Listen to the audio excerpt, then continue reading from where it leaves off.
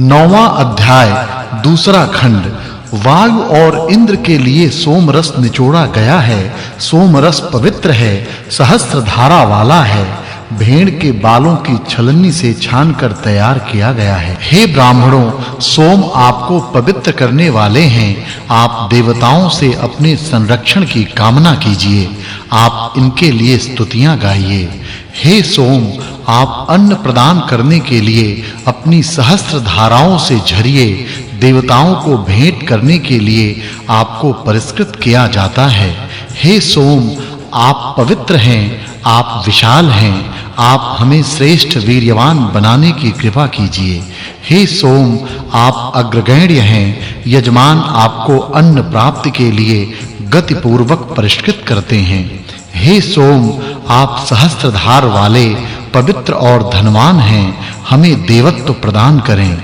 हे सोम, आप वैसे ही आवाज करते हुए कलश में जाते हैं, हाथों में लिए जाते हैं जैसे मां प्रेम वचन बोलती हुई अपने बच्चे की ओर जाती है और बच्चों को हाथ में ले लेती है। हे सोम, आप इंद्र को तृप्ति देते हैं। आप पवित्र हैं। आप क्रंदन करते हुए सभी शत्रुओं का विनाश करने की कृपा कीजिए।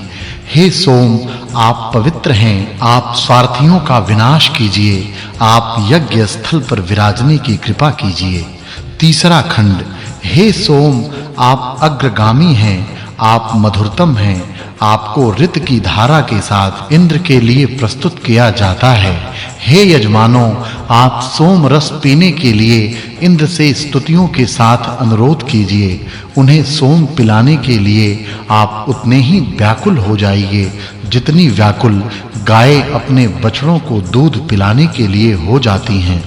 हे सोम, आप मद चुआते हैं। आप यज्ञ गृह में स्थापित किए गए हैं। आप सिंधु स्वरूप हैं। आप सिंधु की लहरों की तरह वाणी को लहरा देते हैं। हे सोम, आप श्रेष्ठ कर्मों वाले हैं। आप कवि हैं। आप स्वर्ग लोक की नाभि हैं। आप विलक्षण हैं। आप महान हैं। आप जल में मिलकर महिमाशाली होते हैं। सोम रस पवित्र है। सोम रस कलश में रखा हुआ है। उसमें चंद्रमा के श्रेष्ठ गुणों का वास है। सोम रस मधु चुआता है। यह आवाज करता हुआ कलश को समुद्र की तरह लबालब भर देता है। हे सोम, आपके लिए प्रतिदिन स्तोत्र गाए जाते हैं। आप मनुष्यों को आपस में जोड़ने की कृपा कीजिए। आप वन के स्वामी हैं। आप हमारी अंतरतम से गाई गई स्तुतियों को स्वीकार करने की कृपा कीजिए। हे सोम, आप पवित्र हैं। आप सहस्त्र गुण संपन्न हैं। आप हमारे लिए धन धारण कीजिए। आप हमें अपने भवन का अधिकारी बनाने की कृपा कीजिए। हे सोम, आप स्वर्ग लोक वासी हैं। आप कवि हैं। आप ब्राह्मण हैं। आप हमारे प्रिय स्थान की ओर अपनी प्रिय प्रेरणाओं से संचार करते हैं। चौथा खंड।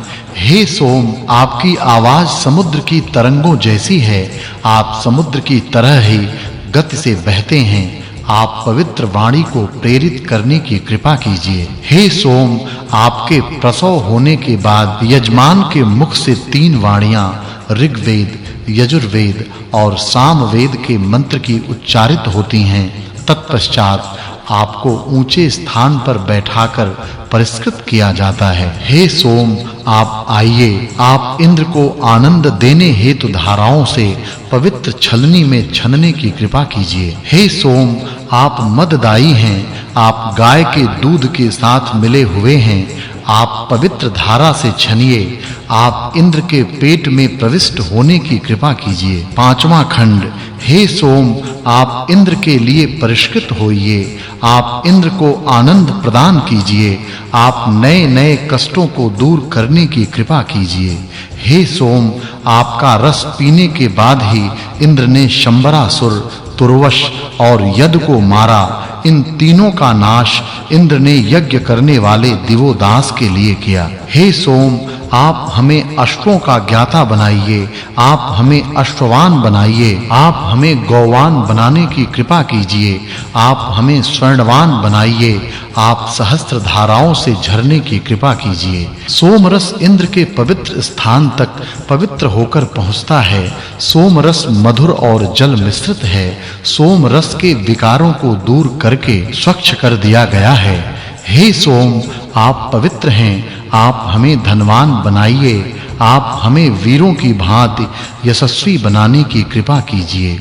हे सोम, आप पवित्र हैं, आपको अपने यज्ञकर्ताओं को धन देने से कोई नहीं रोक सकता, यहाँ तक कि सैकड़ों शत्रु भी। हे सोम, आप अपनी चमकने वाली पवित्र धाराओं से सूर्य को चमकाइए। सूर्य मनुष्यों के लिए जल बरसाने वाले हैं। हे सोम, आप पवित्र हैं, आप यजमानों की मनोकामना पूरी करने के लिए अंतरिक्ष जैसा विस्तार प्रदान करने की कृपा कीजिए। इंद्र सोम का नाम बोलते हुए अपने रथ में अपने घोड़ों को जुतने का संकेत करते हैं। छठा खंड। हे देवगण, अग्नि सर्वत्र पूज्य हैं, आप यज्ञ में अग्नि को दूत बनाकर भेजने की कृपा कीजिए। अग्नि मनुष्यों के मित्र हैं, अग्नि पवित्र हैं, घृत उनका अन्न है, अग्नि तेजस्वी हैं। घोड़े जैसे घास चर जाते हैं, उसी तरह अग्नि दावाग्नि वृक्षों को चट कर जाते हैं। अग्नि हवा के मार्ग का अनुकरण करते हैं। अग्नि का मार्ग पवित्र और काले धुएं वाला है। हे अग्नि, आपकी शीघ्र उत्पन्न ज्वालाएं वर्षा करने के लिए तैयार हैं। आप अजर हैं, आप समिधा युक्त हैं, आप देवताओं के दूत हैं। आपकी लपटों का धुआं स्वर्ग लोक में देवताओं तक हवि सहित पहुंच जाता है। इंद्र शक्तिमान हैं, वे और अधिक शक्तिशाली होने की कृपा करें। हम दुश्मनों के नाश के लिए इंद्र को बलवान्तर बनाना चाहते हैं। इंद्र बलिष्ठ हैं, इंद्र हितकारी हैं, इंद्र दान देने का कार्य करते हैं। इंद्र स्वर्ग लोक के वासी हैं, इंद्र श्लोकों से स्तुति योग्य हैं, इंद्र सोमरस पीने योग्य हैं। हे इंद्र, आपके हाथों में वज्र सुशोभित है, वाणी से आपकी प्रशंसा की जाती है। आप सबल हैं, आप उग्र हैं, आप विस्तृत हैं, आपको कोई नहीं हरा सकता। सातवां खंड। हे पुरोहितों, सोमरस पवित्र है, पाषाणों से कूटकर इसका रस निकाला गया है।